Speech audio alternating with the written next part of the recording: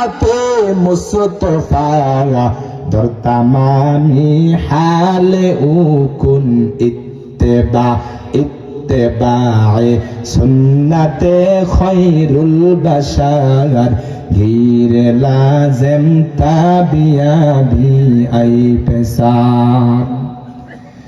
আমরাও তো নবীর উম্মত দাবি করি, নবীর আশিক দাবি করি, কিন্তু আমার মায়ার নবীর সাহাবায়ে কেরামের দল কেমন ছিলেন? নবীর আশিক, নবীর প্রতি কেমন আশিক ছিলেন? নবীর জন্য তাদের জীবনটা দিয়া দিছে, এরপরে নবীর সুন্নত ছাড়ে নাই। আরেকটা ঘটনা বলে বয়ান শেষ করে দিচ্ছি। আল্লাহর নবীর একজন সাহাবী, তার নাম ছিল হযরত খুবাইব ইবনে আদি রাদিয়াল্লাহু তাআলা আনহু। এই ঘটনা সহিহ বুখারীর 2 নম্বর খণ্ডের কিতাবুল মাগাজির মধ্যে আছে।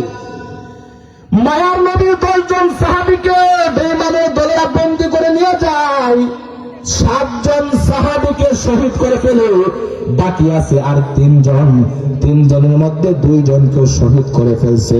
এর যুবক সন্তান অন্তর দিয়ে একটু শোনে রে ভাই।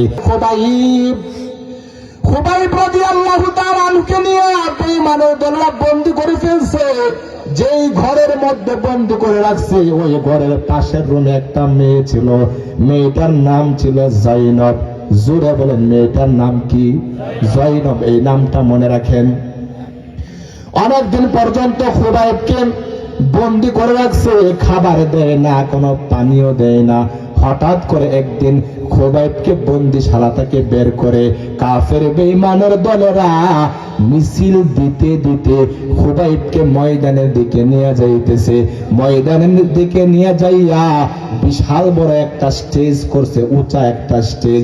এই স্টেজের মধ্যে খুবাইবকে দাঁড় করাইছে। স্টেজের পিছনে লম্বা লম্বা খুঁটি। এবার খুবাইবের 2টা হাত খুঁটির মধ্যে পেরেক মাইরা দিছে। বলেন না নাউযুবিল্লাহ। বেঈমানের দলেরা আমার হাতের মধ্যে পেরেক মারিয়া এবার এরা লম্বা লম্বা কাঁটা নিয়ে আসছে। কাঁটা দিয়ে আমার সারা গায়ের মধ্যে আঘাত করতেছে। ও যুবক সন্তান, নবীর জন্য তো আমাদের কোনো রক্ত দেওয়া লাগে নাই, জীবন দেওয়া লাগে নাই, কিন্তু সাহাবায়ে কেরাম নবীর প্রেমে তাদের রক্ত দিয়েছেন, জীবন দিয়েছেন। খুবাইব ডাক দিয়ে বলেন, মানুষ গরমে যখন ঘেমে যায়, তার প্রতিটা পশম থেকে যেমন ঘাম বের হয়ে যায়, ওই বেঈমানের দলেরা আমার সারা গায়ের মধ্যে কাঁটা দেয়। এমন আঘাত করার কারণে প্রতিটা ছিদ্র থেকে এমন ভাবে রক্ত বের হইতেছে। এরপরে এরা আমাকে ডাক দিয়ে বলে, ও খুবাইব, আমি তোমার কাছে একটা প্রস্তাব